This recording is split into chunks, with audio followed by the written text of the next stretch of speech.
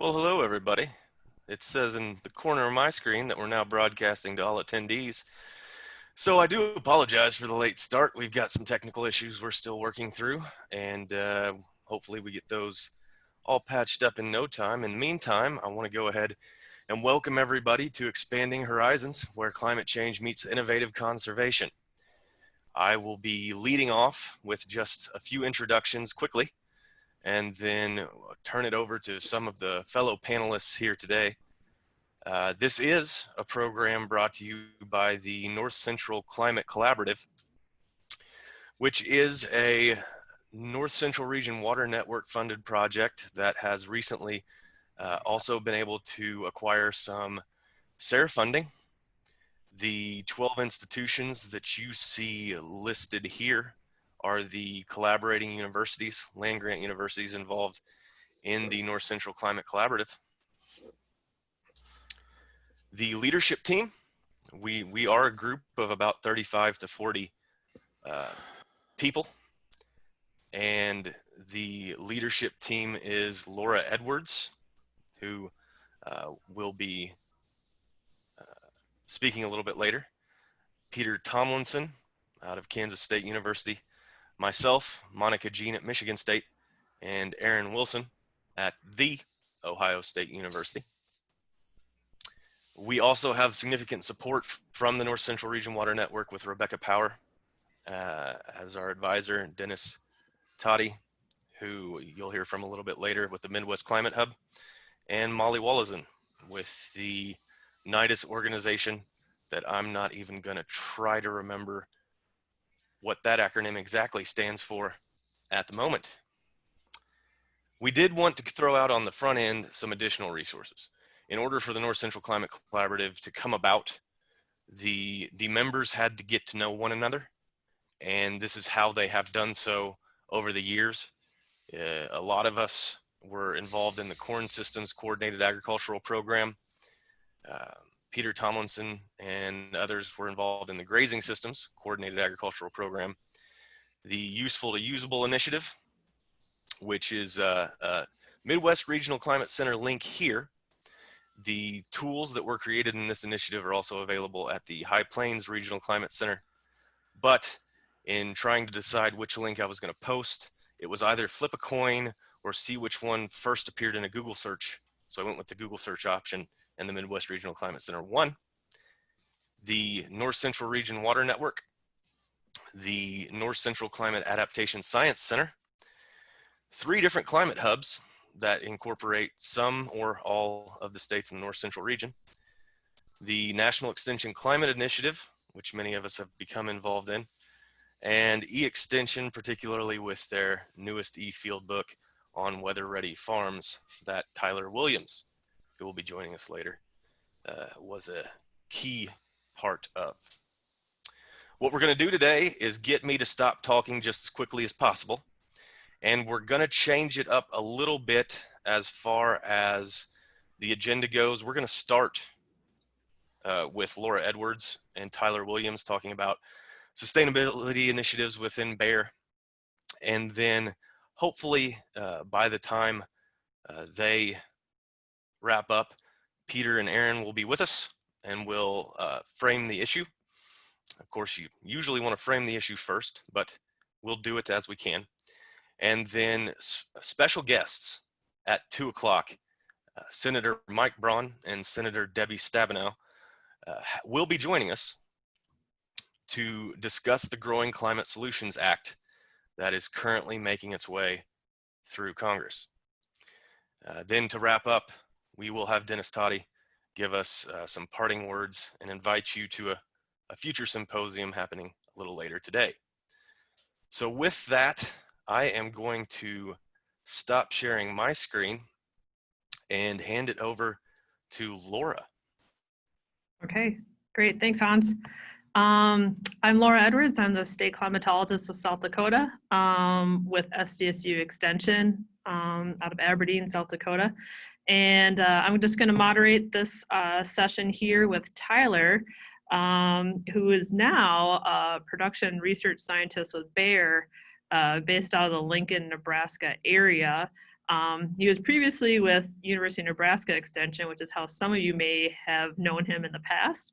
And so he'll give us a new perspective from the Bayer side on sustainability and conservation. So go ahead, Tyler, and if we have time at the end, we will take some questions at the end of Tyler's presentation. Sure, yeah, thanks, Laura. I'll got my screen there, I think should be good to go. Yeah, so thanks for the intro, and yeah, so I'm here in a different capacity than usual, right? So it's a little different seeing you all at the different table for sure, but nonetheless, we're all eating the same meal.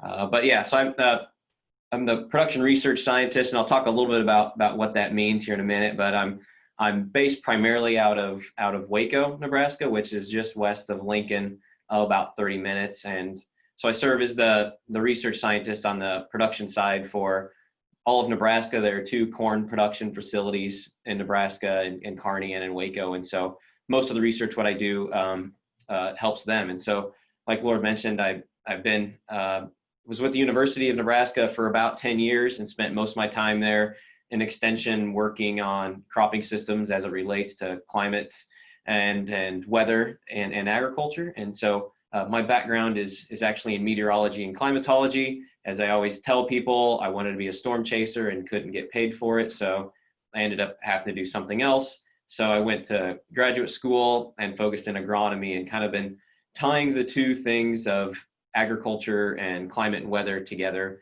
both from the, how does climate and weather influence agriculture, which is we all can see, but also how agriculture influences our climate. And so sustainability is a big piece of that.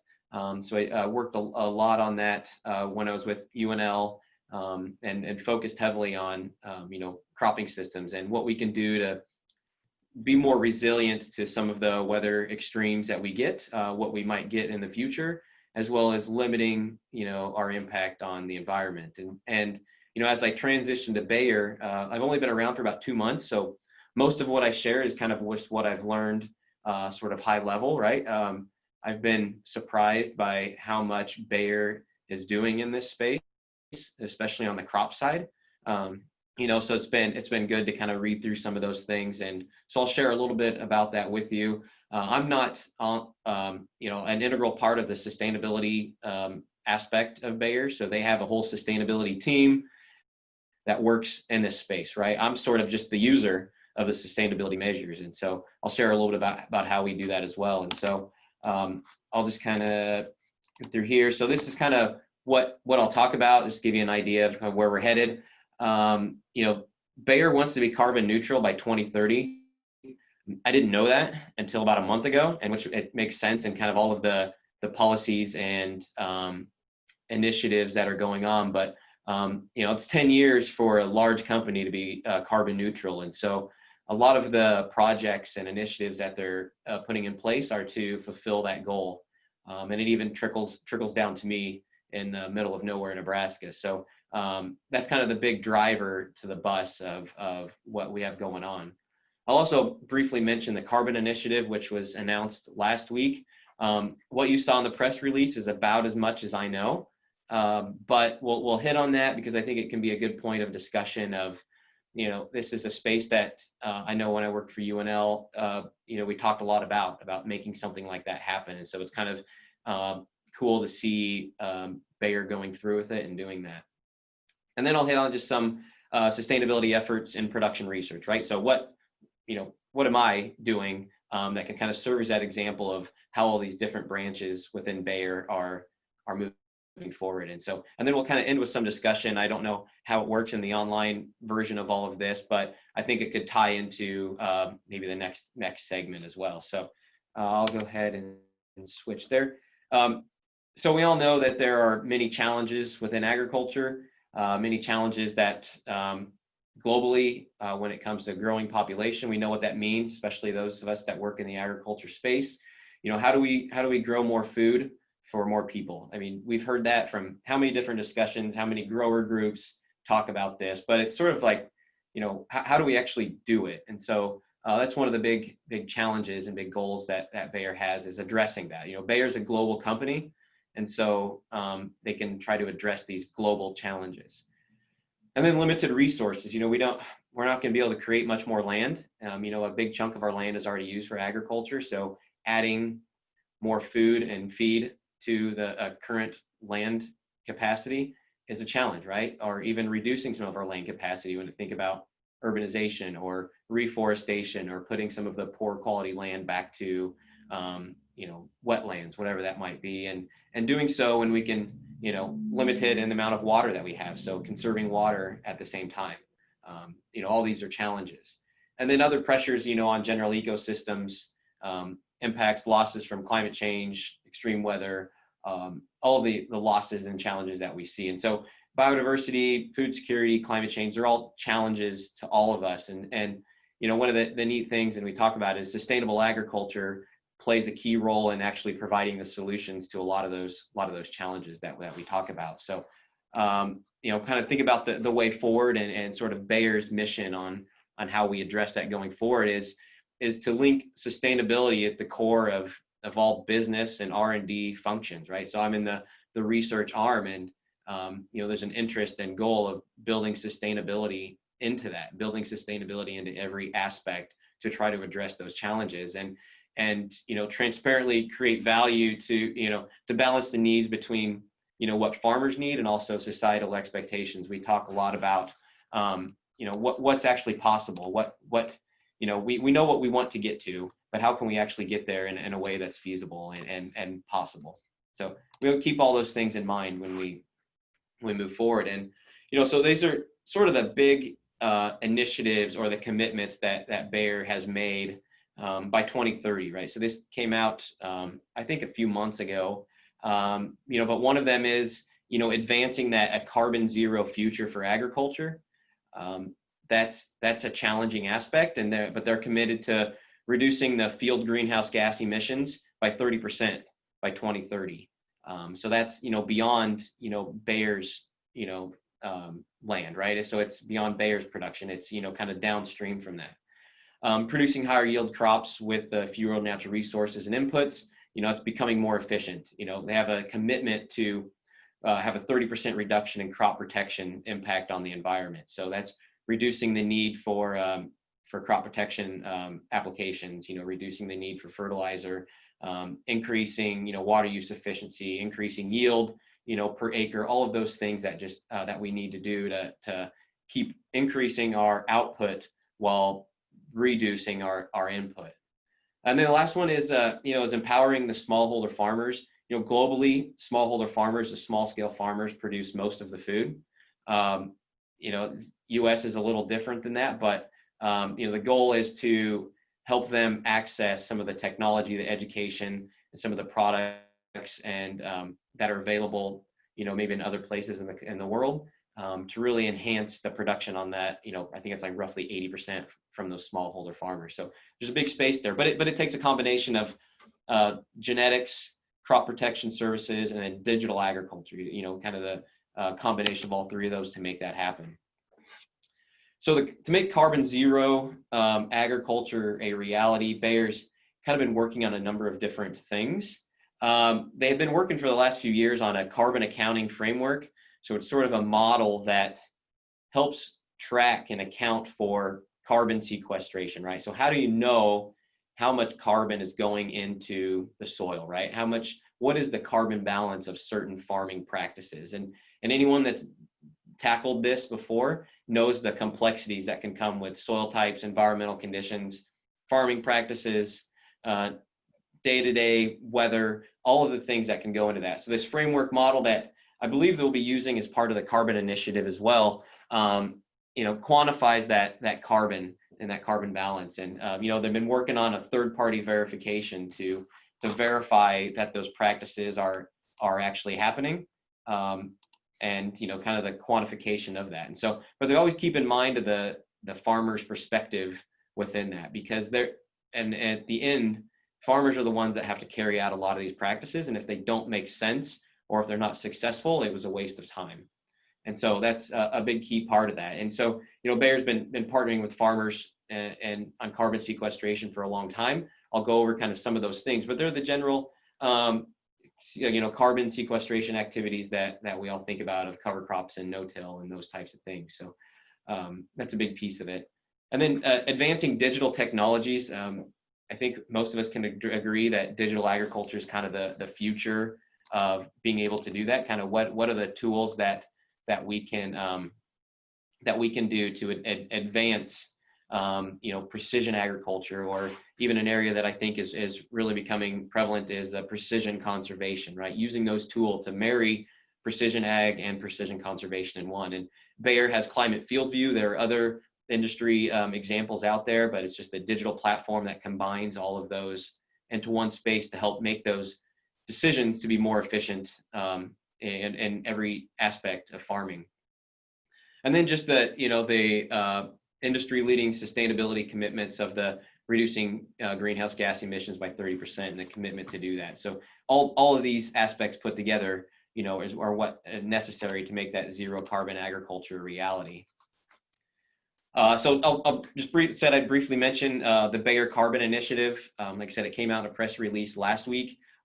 Essentially, what this is doing is it's a program that will reward farmers for generating essentially carbon credits by adopting climate smart practices. So using a carbon accounting method to, if you do certain practices, you can generate so much carbon credit because you're adding it back to the soil, and there's value to that. And so that's what this program will do, is be able to add value to the producers who participate in this in order to increase the carbon sequestration that they indeed have. And so this year, the program will include about 1,200 farmers from Brazil and the US, and then expand beyond that in future years. And this is one of the areas, coming from the university side and jumping into industry, is that it's, beneficial from an industry side is the access to growers from, a bunch of different growing regions. Being able to span globally with a lot of producers or a lot of farmers, you have some large scale impact when you can do that. And so we all at the end of the day want impact. So I think that's one value that industry can bring, is that access. But more information on that will continue to be coming out. Again, this isn't something that they're saying they're going to do. They're doing it. They're doing it this year, and so we'll definitely hear a lot more and learn a lot more about what that looks like.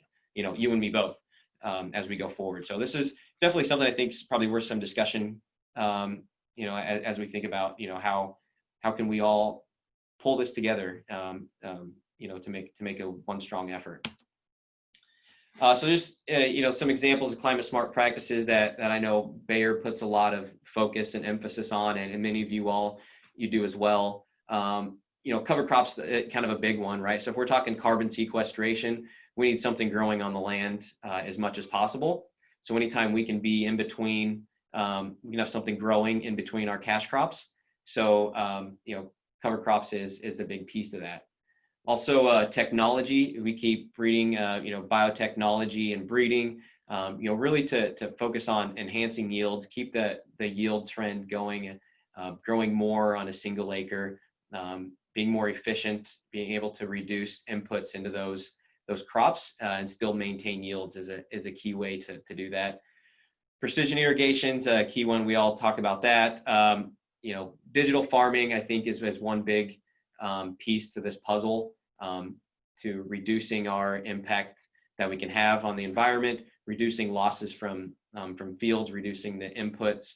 Any loss from a farm typically is harmful to the environment, and so we want to reduce those losses and reduce the costs to those producers.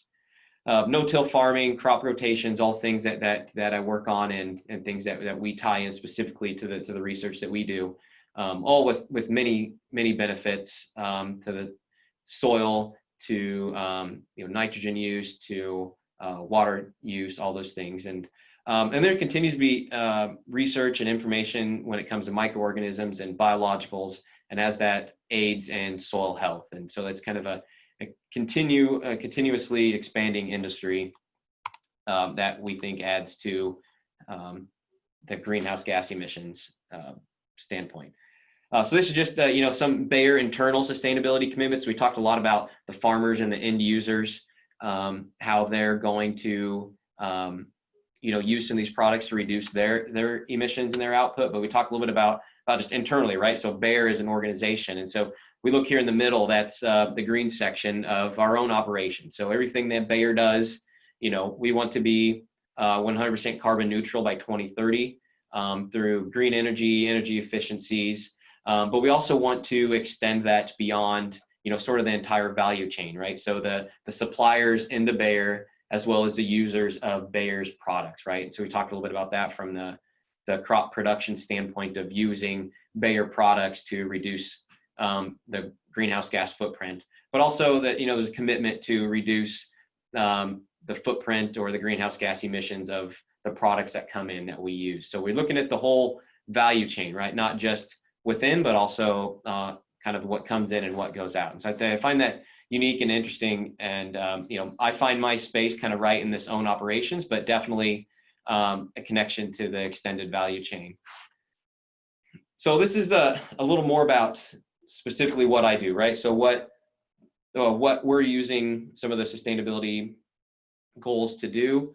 So I work in production research. The purpose of production research essentially is to increase the efficiency and success of seed production. And so here in the US, we do mostly corn, cotton, and soybean seed production. And so right here in Nebraska, we do mostly corn. And so my job basically is to do research on the corn that can help increase the efficiency when they take it to go ahead and make commercial hybrid seed corn. So we have locations all across the country and even globally. Here in the US, we have locations, a number of them in the Midwest, some like in Texas and Hawaii and others, to try to mimic the growing regions that are out there. So most of the research on the corn that we do here goes to the manufacturing plant here to create, we create the hybrids here, manufacture it, sell it, and a lot of it distributed here in the US or in the central US.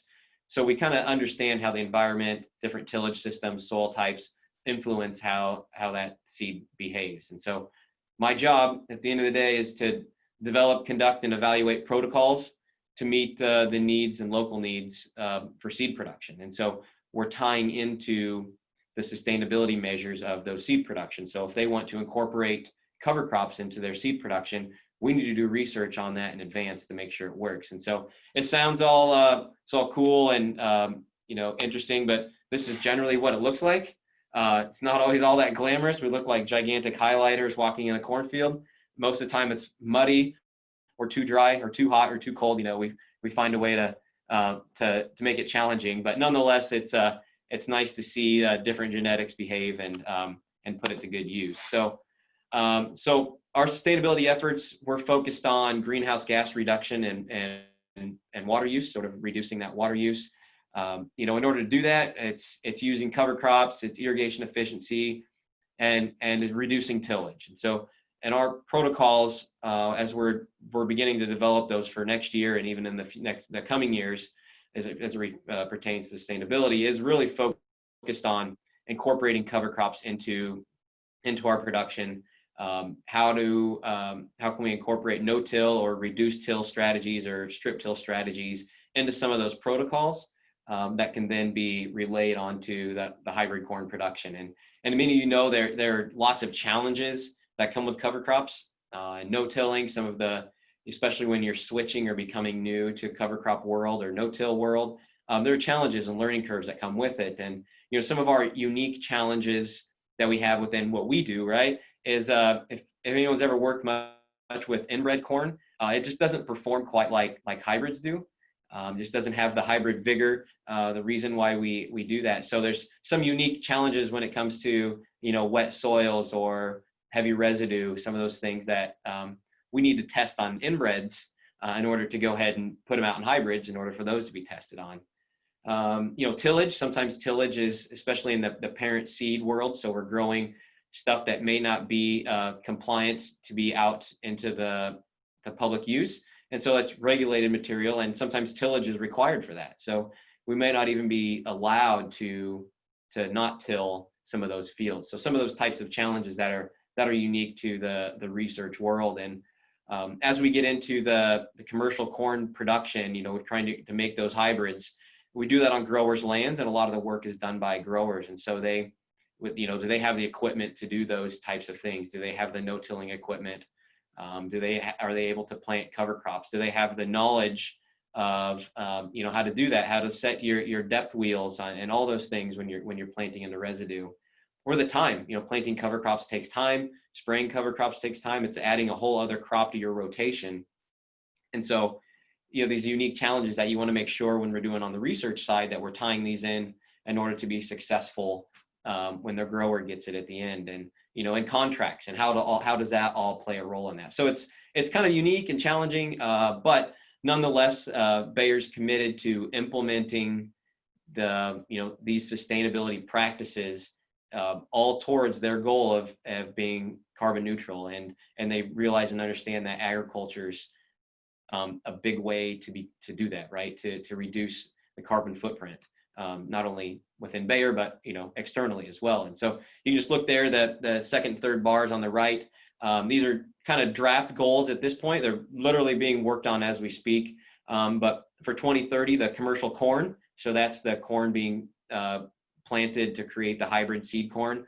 They want 90% of that land to be have irrigation efficient technology on there, and 59% using cover crops, and 25% reducing tillage of some sort. And then they also have some parent seed corn goals, and so that's growing sort of the product, and that's typically on Bayer's own land, or at least on repeated land. So it's a little easier to incorporate some of these practices on, but again, increasing irrigation efficiency, big jump in cover crops that you can see is going to sort of become a requirement on some of that, so that'll be good. But tillage is all over the place, at least in what's allowed and what's compliant, and some of those types of things. So the tillage goal is I guess up in the air, and anyone that grows crops and you want consistency, especially when you're doing research, you want to have consistent starts for most of your plants or your products. And so having a nice tilled black soil to start in sometimes eliminates some of those challenges. So transitioning to that, make sure we have all our ducks in a row when we start to do that. So that's the last thing, Laura, that I had to share, at least from my perspective. I'm happy to answer questions. I know people are having challenges getting on, and it might be all recorded. People can obviously reach out to me there, but there are a lot of resources just on Bayer's website when it comes to climate protection, even crop science when it comes to climate change. So I encourage people to take a look at that. I was surprised at all of the efforts that were going on in this area in Bayer that I didn't know about. I mean, I didn't really go look all that hard, but usually when you work in this space, you tend to hear about those things. So there's a lot going on there. I encourage people to take a look, and you might be surprised as well. Great, thanks, Tyler. Yeah, we're gonna try, I think, to move. I see Aaron and Peter have logged in, and so hopefully they can share their thoughts. So we'll hold questions right now, Tyler, if that's okay. Yep, I'll go ahead and stop sharing, but I'll still be on for any hecklers. So. Okay. I'll hand it over to Hans, who is working with Aaron and Peter on some other remarks from the extension side. Thank you, Laura. So we are to this point, and Aaron and Peter are going to lead me through these slides. They will be doing the bulk of the discussion. We have agreed that the slide advancement word is going to be a good Jebediah Atkinson next. And with that, I'll turn it over to Aaron, I believe, to get us started. Yeah, I'm not sure if I've got all that in me today, Hans, but certainly thank you, and glad to be here. This is all about overcoming obstacles, and this portion of our presentation was really meant to frame the issue, both what Tyler already talked about from a Bayer perspective, but also from a legislative perspective, and other things that we plan to present as part of this symposium today. So really, it's meant to just get us thinking about climate change and the impacts that we're seeing, but more importantly, the agricultural impacts and the opportunities. I think that's the important thing here. We're facing these challenges, but we're doing so together. And there are opportunities, if framed right, if managed correctly, perhaps we can take advantage of. So both myself, but also Peter have some words with that regard. So next.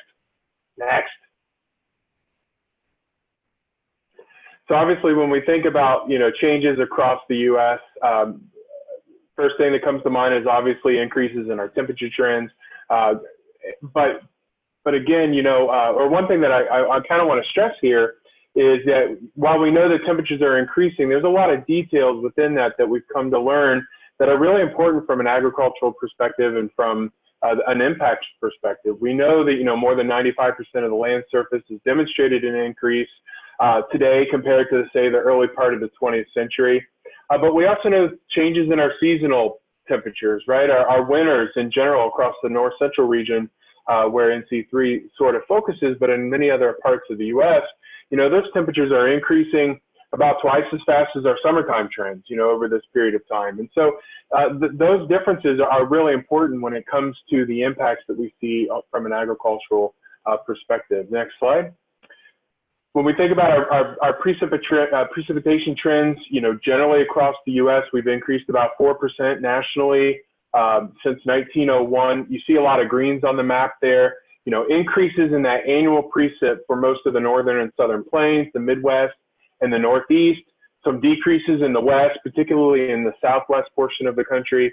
But again, there's a lot of details hidden in this message, right? Because we know that, while precipitation is increasing, it has a lot of impacts in terms of intensity and seasonal changes. So if we go to the next slide, we know we've seen these seasonal changes in precip, right? So driven largely by our fall precipitation increases of 10 to 15% in much of the Midwest, a lot of the eastern and southeastern U.S. as well.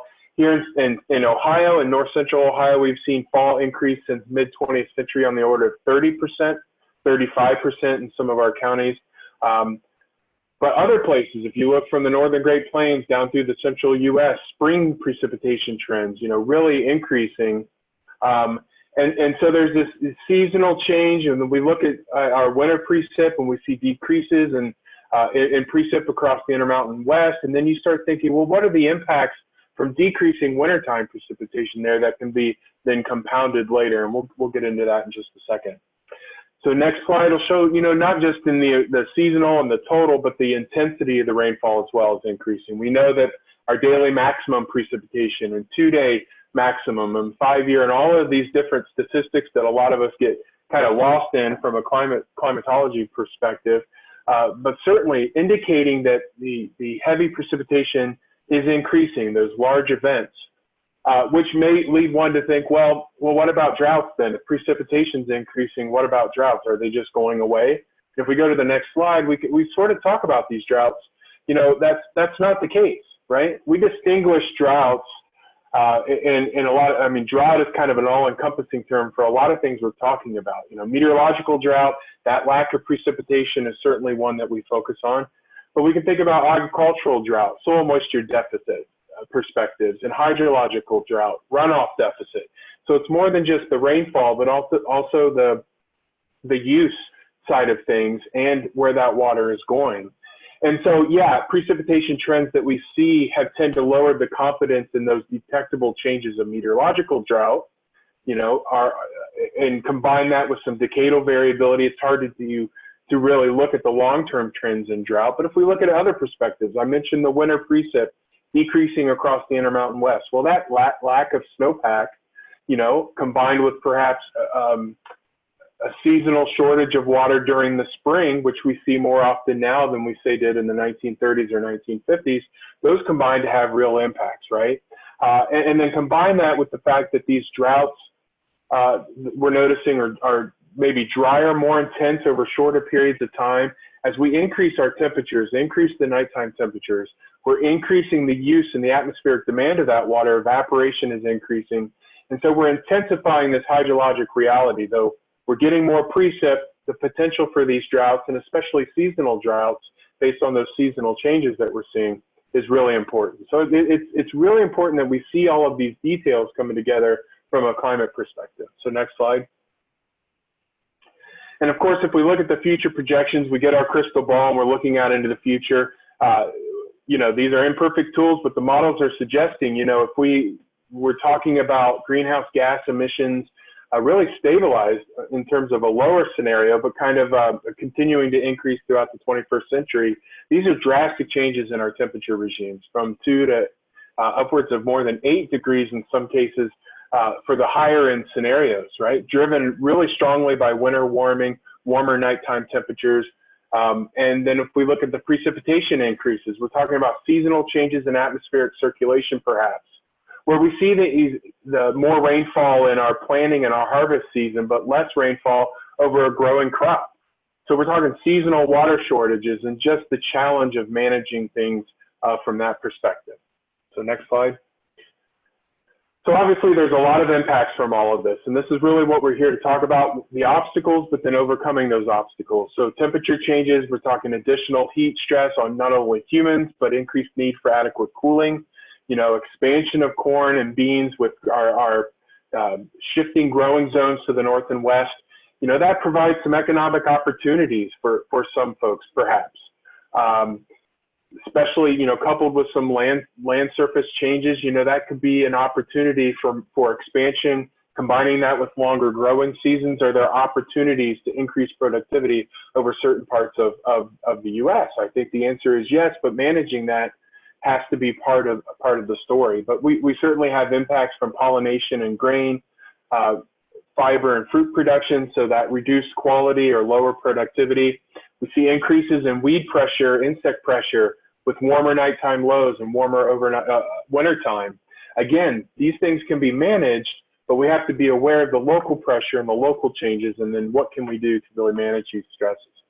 Next slide. A lot of other groups, right?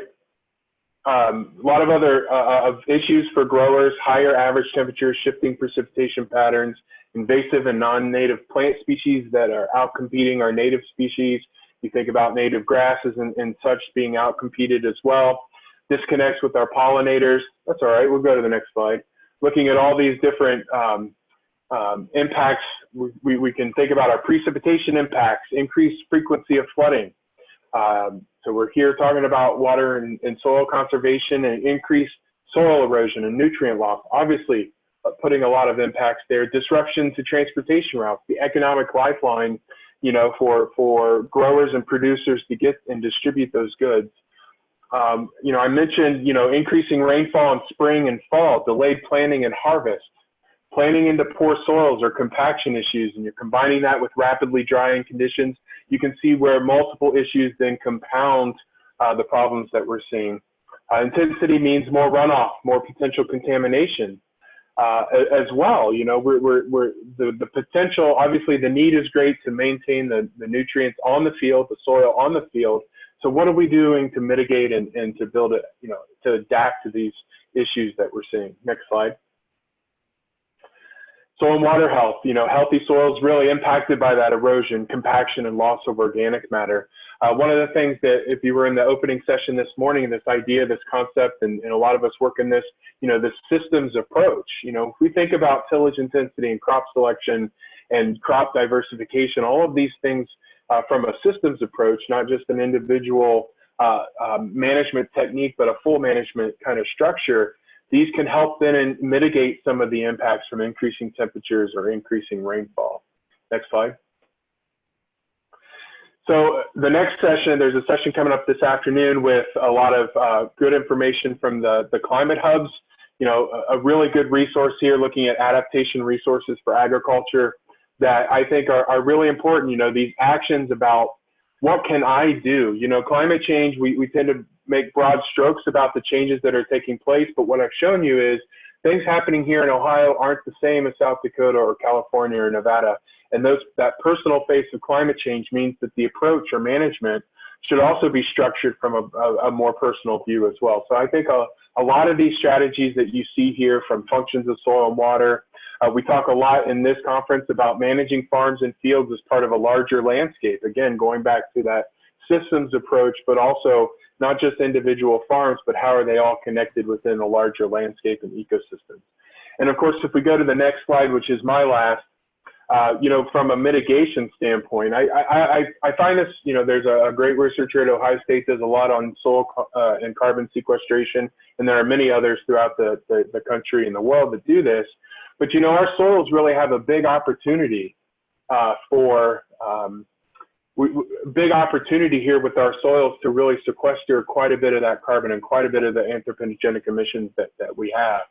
And so if we think about, again, depending on where you are you over cropland soils or rangelands and grasslands, the mitigation and the management techniques are a little bit different. The grazing management, the improving species within the rangelands, for instance, and fire management, all part of this structure.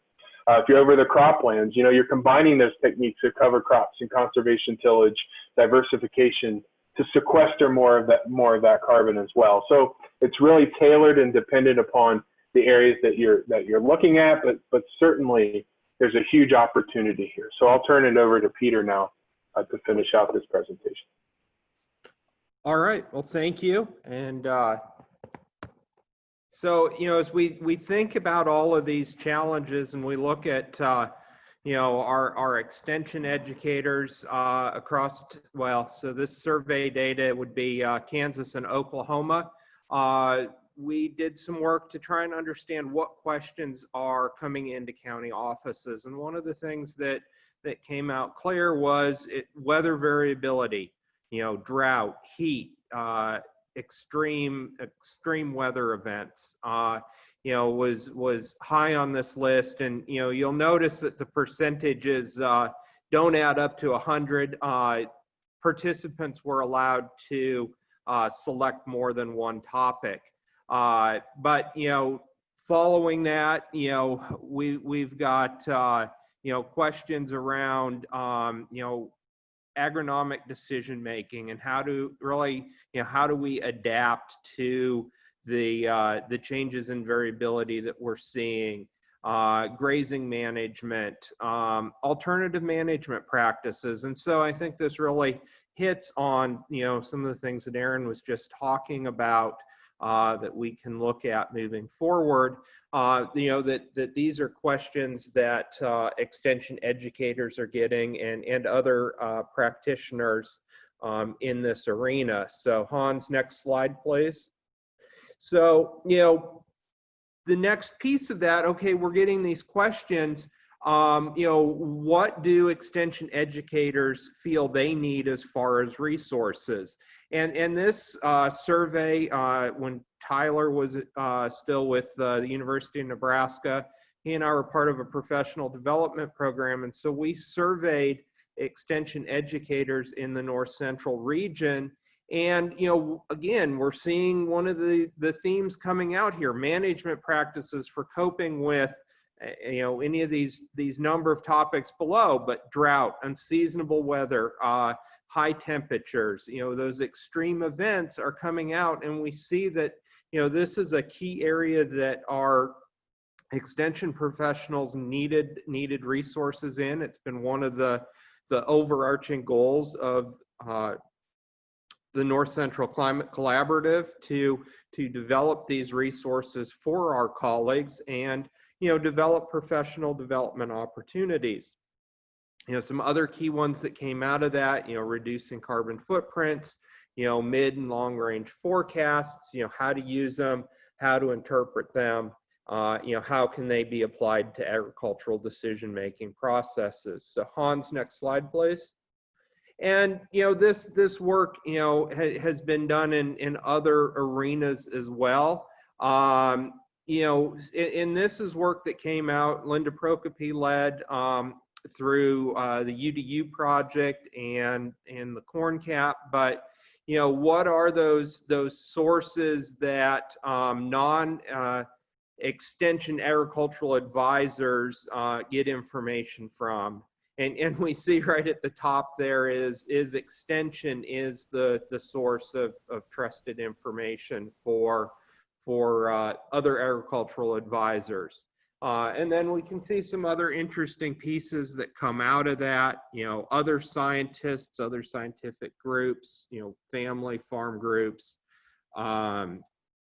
state agencies, conservation groups, all rank highly in there. And so, just provides another context to frame this discussion that, while extension may not directly be providing that information to the end user, they're influencing other end users, or they're influencing the other information distribution networks that are providing this information to end users. And so next slide, Hans. And so, with this, as we think about, the technical capacity, and this is really another piece that was a driving factor in forming the North Central Climate Collaborative, was this both out of the survey that was done as part of the Great Plains Grazing Project, as well as the survey that Tyler Williams and I were involved with of North Central Agricultural Natural Resource Extension agents. In both surveys, over 50% felt they had no or very low capacity to deal with questions around climate change and really the ability to adapt our agricultural systems to reduce their vulnerability to risk. And so, about 30% felt they had a moderate capacity, but this just highlights that we need to continue to work and develop professional expertise in this arena, and that's what we've been focused on over the last 3 years. And so next slide, Hans. And so, just here to wrap this session up, as we think about this, some of the big questions that remain out there is, really identifying what are those barriers that keep producers from adopting conservation and sustainability practices. How do we work through that, that information continuum from research to extension to agricultural consultants to agricultural producers to identify those roadblocks, figure out the solutions for those roadblocks, and then communicate those solutions back out. Another one would be, what do we still need to know about emissions as they pertain to agriculture? This is another area that certainly needs more work, and that we need to have a better understanding of how do changes in conservation practices change, say nitrous oxide emissions or CO2 emissions. A lot of those estimates are based on our traditional practices. How, say, if we integrate cover crops into that, does that change the equation? And just Aaron put this nice statement to close here together, that we're here to explore these and many other questions. And we've already heard Tyler's perspective from the industry side, and now we'll hopefully hear shortly, some legislative approaches coming out of Washington, D.C. And so with that, Hans, I'm going to turn it over to you and Monica Jean to bring our other two guests in. Thank you, Peter. At the current moment, wow, okay. So at the current moment, Joe is saying we're going to end and restart the session when it's convenient, and we have about 3 minutes before the senators are scheduled to join us. So let's go ahead and do that, shall we? Amy with Senator Stabenow's office just emailed that the senator's running behind. Okay. Well, that's all right. We are privileged now at the 2 o'clock Central, 3 o'clock Eastern hour to have Mike Braun, Republican Senator from Indiana, with us to begin some remarks concerning the Growing Climate Solutions Act, which is climate change and agriculture piece that's currently working its way through the legislature. And at this point in time, that act and anything else the senator would like to share, we would sure love to hear.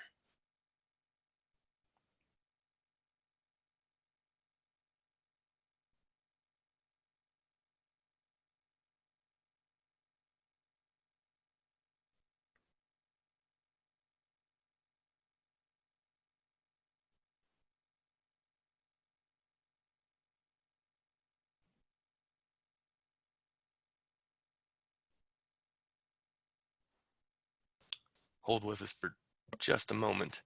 I believe the senator is getting prepared. And a quick reminder that if you have any questions, please enter those in the question and answer box. We will get to those in a appropriate time towards the end of the session here.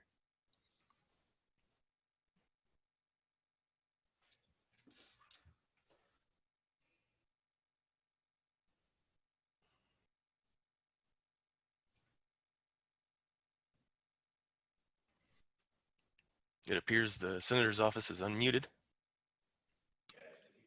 Oh, hey, afternoon, everybody. This is Payne in Senator Braun's office. I believe I've logged in with the link that was sent to him. Let me log out and make sure it's not blocking him from joining. He should be joining momentarily. Okay, thank you. All right.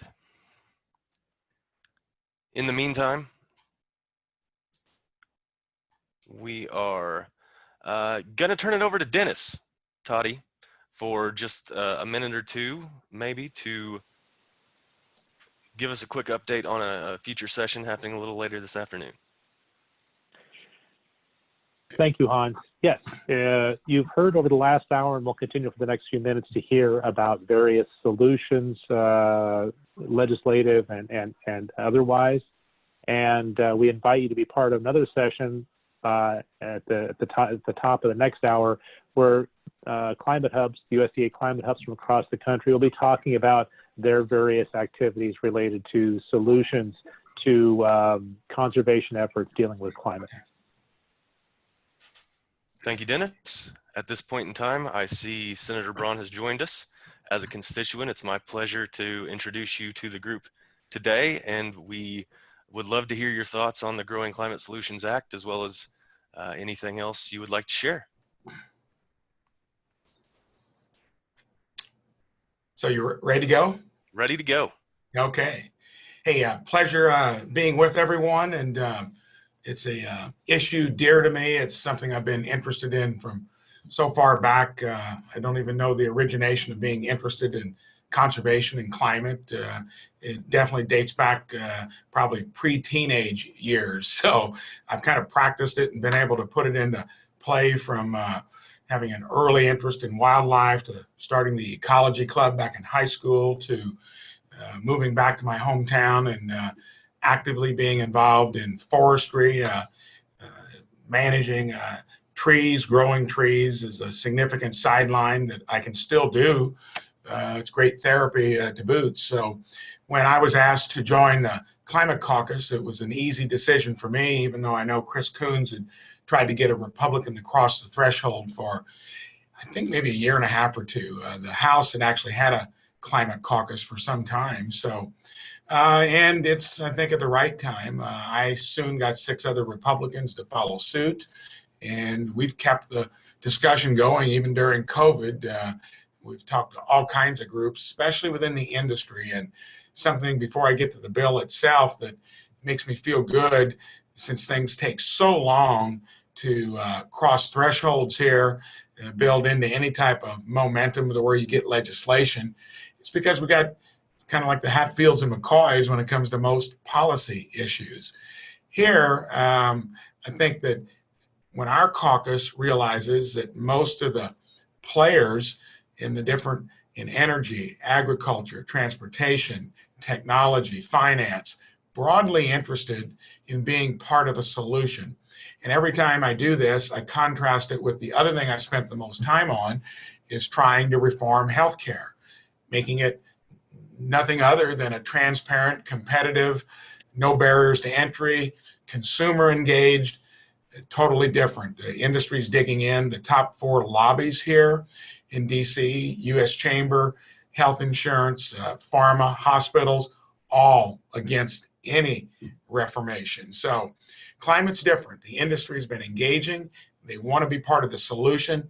Makes a big difference.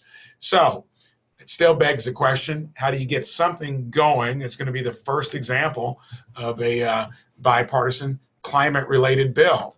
Well, we've got 2 that are in the works.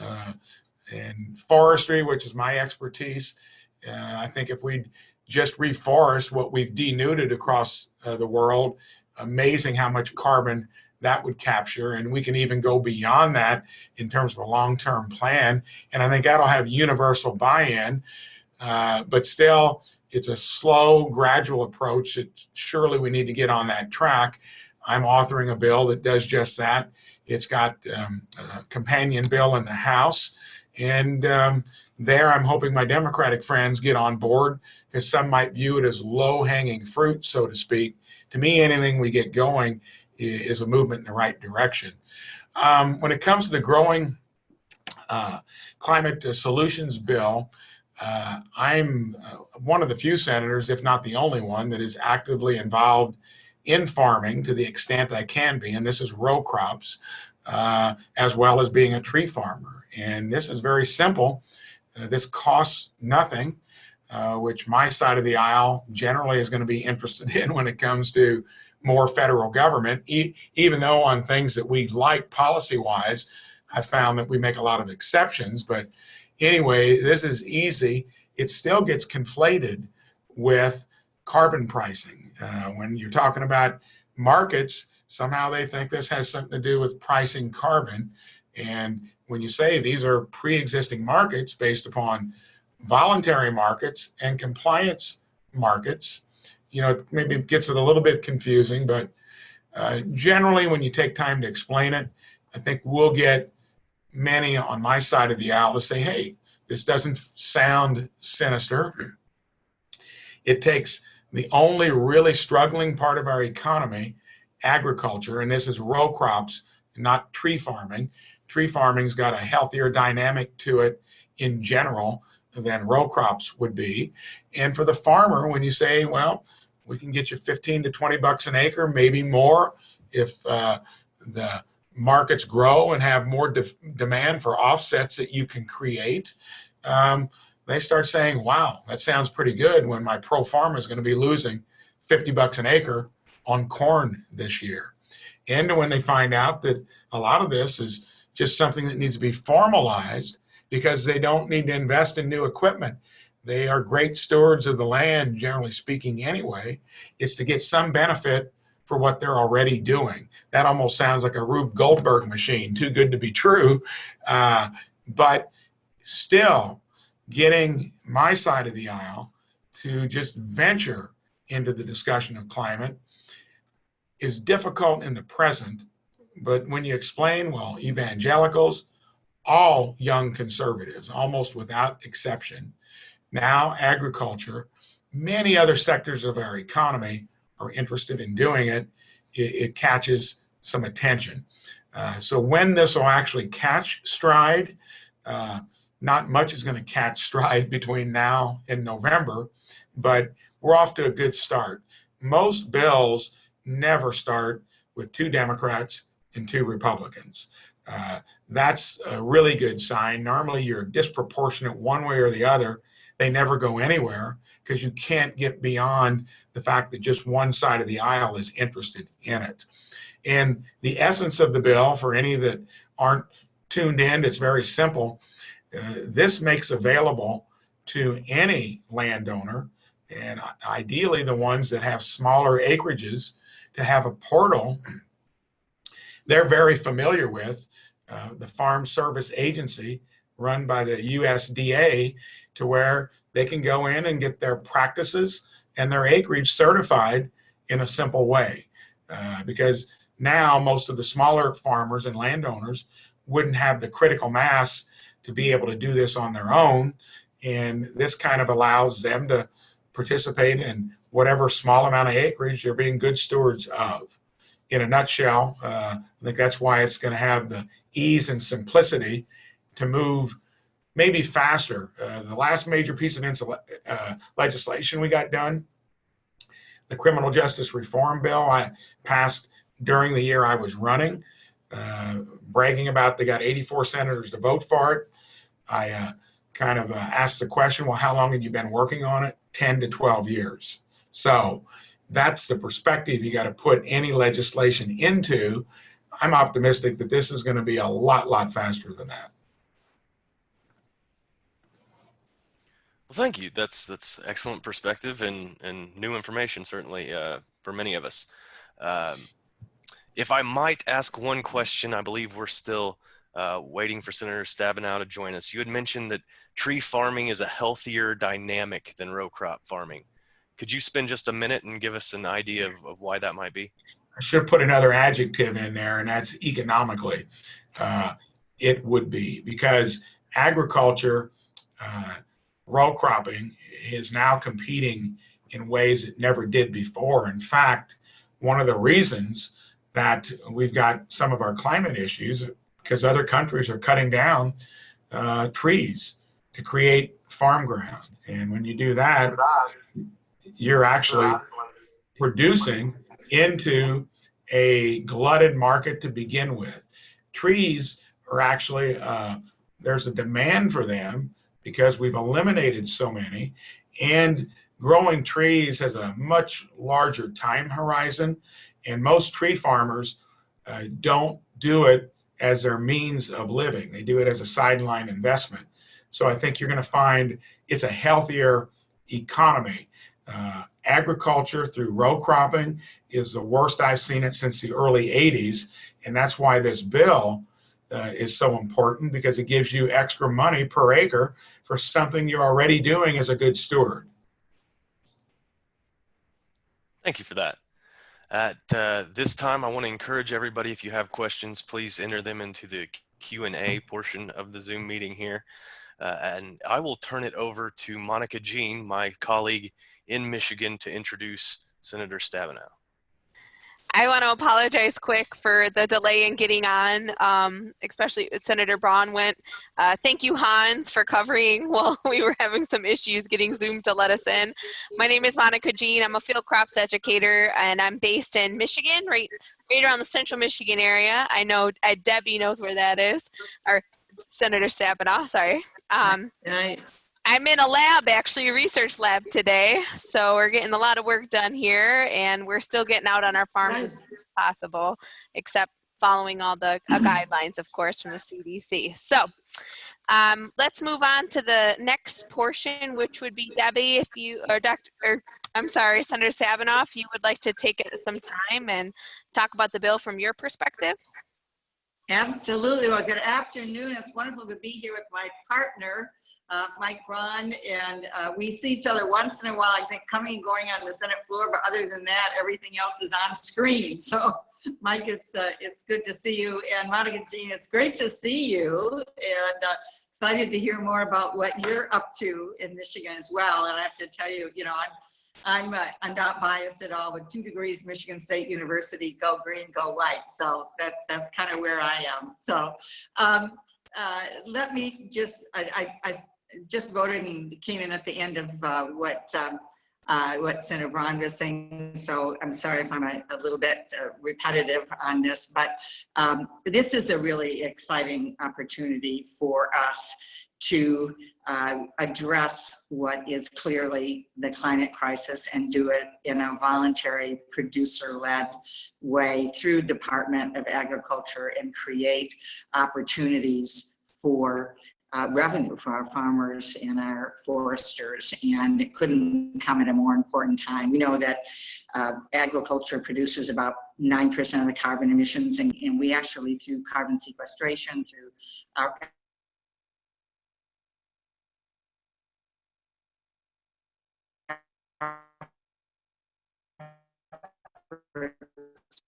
whether you want to call that land-based solutions or regenerative agriculture, but if our farmers and keeping carbon in the ground, a voluntary carbon market on top of that. That is really terrific. I also want to just say a big thank you to the Soil and Water Conservation Society and to all of you. I started as an Ingham County Commissioner chairing the board in the Lansing area in Michigan, and worked a lot with our Soil Conservation District and all the folks that were really out leading the way long before we're talking about what we're talking about right now. So thank you for that. I think that the bottom line for us right now is that our farmers and ranchers and foresters want to be a part of the solution, and the question is giving them the tools and the support to be able to do that. We come together saying we want whatever is done through the USDA. We want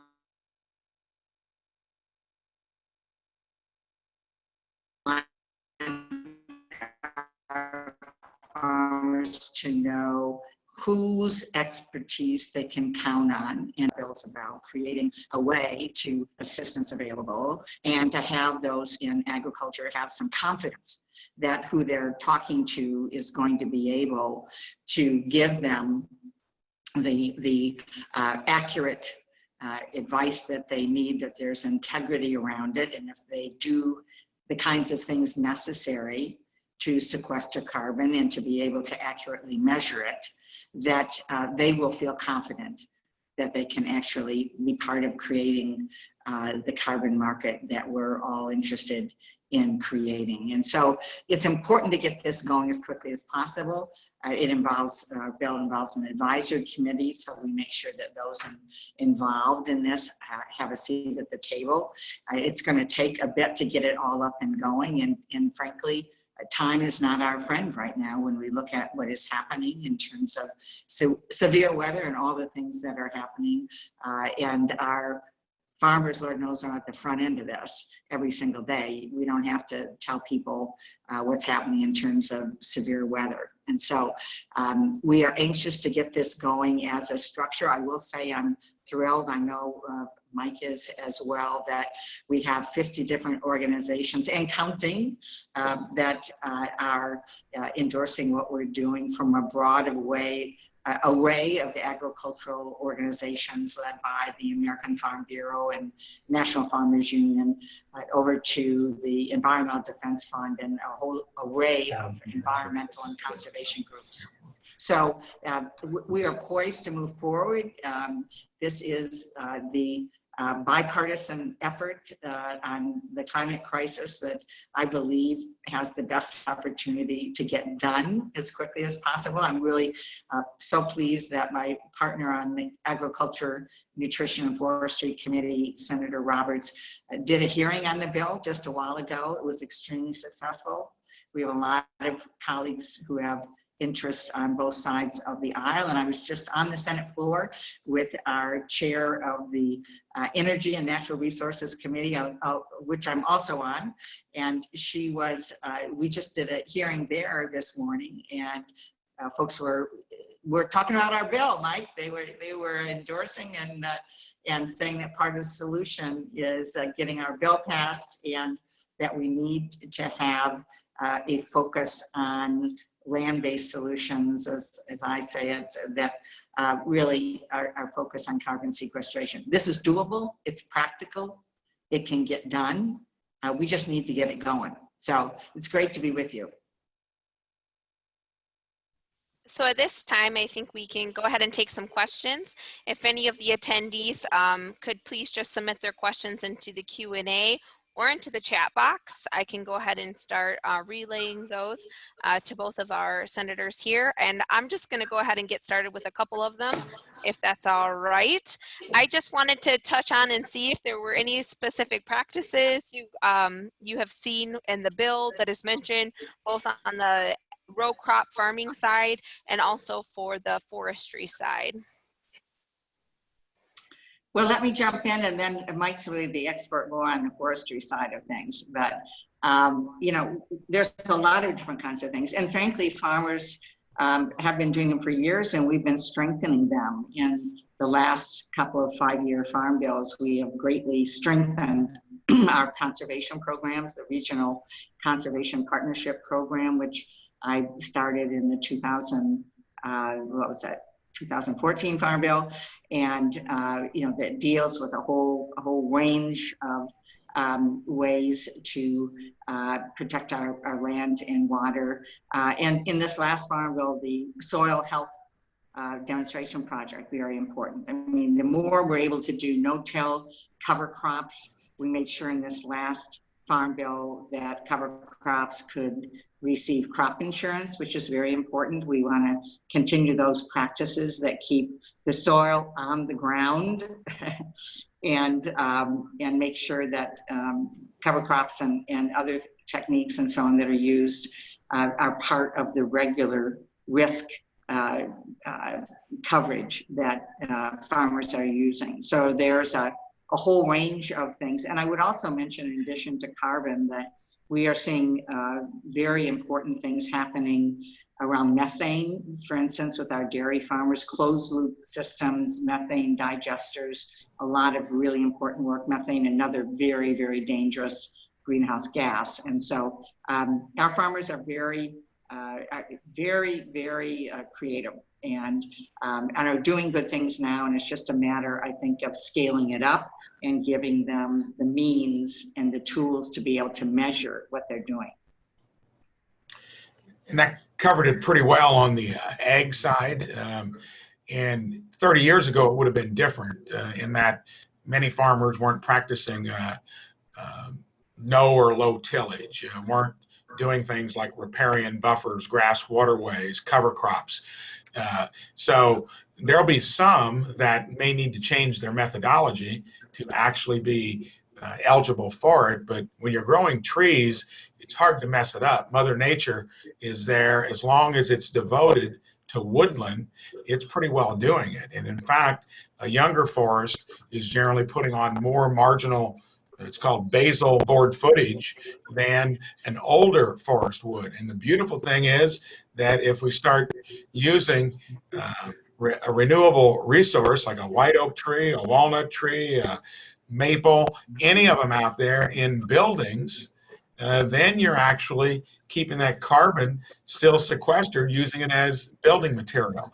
Invasive species and a lot of enemies are now maybe going to offset how well you sequester carbon in a forest, but most of us are onto it and we know it, and we do that management to keep them at bay anyway.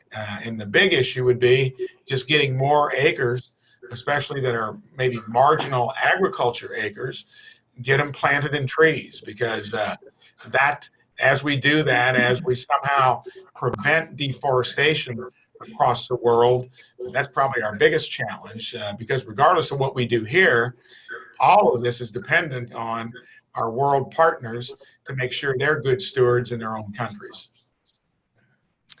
Are there I was going to jump in just one more quick thing. It's a shout out to Michigan State, but in the last Farm Bill, we put in my Timber Innovation Act. We're encouraging, as what Mike was saying, using timber in materials. And Michigan State, I think, has built the highest in terms of multiple story building using wood, or it's one of the highest. I think it is the highest, but there's so much more that can be done with wood as building materials.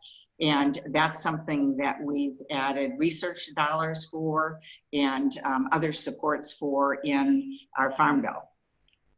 Well, thank you for the many shout outs to MSU. I love working here, so I don't mind that one bit. Is there any agroforestry systems that are like a part of this bill, like silvopasture or alley cropping? I'm not sure of that. Debbie, do you know? I would say, all of it can be, yes. I mean, this is structurally just setting up the way to measure it and not limiting the kinds of strategies, really. That's great to hear. In Michigan, there's I think 250,000 acres that are managed in an agroforestry way, and that's with no incentive right now. So that's awesome to hear that that's a part of it. Your acres would be certified maybe a little differently, but yeah, a lot of times that's done hand in hand because certain crops are nitrogen fixers that help the trees grow, and you can, as the trees grow before they shade everything out, you can have two things going on. That's correct. When managed well, right? It's a great system. Yep. You just got to be careful with animals and trees. So we also have some more comments coming in. They want to thank you for your work on this bill. You mentioned that the USDA service organizations like FSA, RMA, and NRCS, is there also a place for the agricultural research services and forest services scientists to interface and support climate adaptation?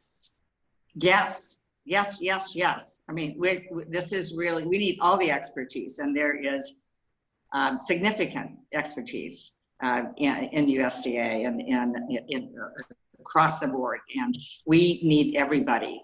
Again, this is using everybody's expertise, putting together a system so that farmers and ranchers and foresters have multiple expertise and that they can count on it. That these are folks, you know, that they get a stamp of approval. They know what they're doing. If folks work with them and they are doing things in a certain way and measuring things in a certain way, they can have confidence then that they're going to be able to measure carbon, create carbon credits, be involved in the carbon market, and so on. And then our next question is, what do you guys think the role of land-grant universities and extension will be in delivering this proposed program? So I think when it comes to land-grant universities, of course, Purdue in my own state would be there, I guess, right above maybe Michigan State, I understand. But anyway, I think there's going to be a lot of synergy once you break the ice with something like this.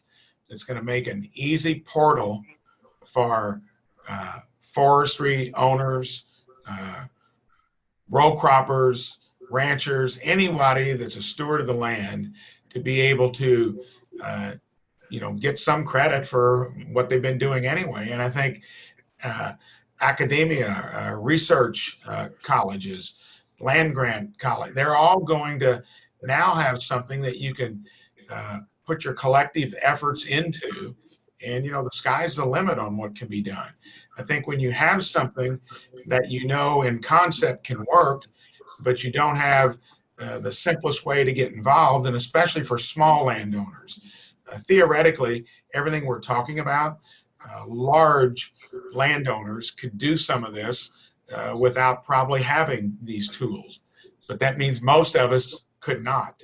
And I think when you bring every landowner potentially into the game, you're going to have all the other knowledge institutions that will feed in as well. And it's like anything, you got to get started. And I think once we get this bill across the finish line, it's hard telling where it will take us. And I would just add to that, that cooperative extension, of course, is really key in terms of education and outreach to farmers. I mean, when we look at the colleges of agriculture and others, natural resources and so on, but working with cooperative extension that has such an important ongoing role to play, and I think is very trusted in terms of you know, the farmers. And so when I think of in Michigan, all of the ag, you know, experience stations and cooperative extension facilities and so on, where we meet, when I meet with farmers, you know, that's where we meet. And so we're gonna count on folks in ag extension, really, to be the ones on the front line explaining what's going on. Part of our bill is a one-stop website, which sounds simple, but we haven't had. So this is the place you go, and this is where all the information is. And the folks that are going to be, I think, at the very front in helping us get the word out is Ag Extension. Well, I want to thank you both for getting on here. I think this was a great honor to have you guys talk about this new program. And of course, I want to thank everyone for being patient through our technology issues. I just want to end, I was on a farm this morning and I told him about this call, and I was out in his fields looking at, he's already relay cropping and using cover crops. He was very happy, pleased to hear of the potential to have some type of program that would benefit him. It would allow him to expand it on more acres and potentially do more of those conservation practices. So I know that our farmers would greatly appreciate the support that you guys are currently working on. So thank you. And by the way, there's a companion bill in the House, and Yes. anyone, the biggest thing you could do between now and when we get this across the finish line is promote this and push it to your representatives, senators across the country, because especially in my conference, there's still many that, you know, are skeptical of the whole idea of not only climate, but how you'd involve government in it. So keep that in mind.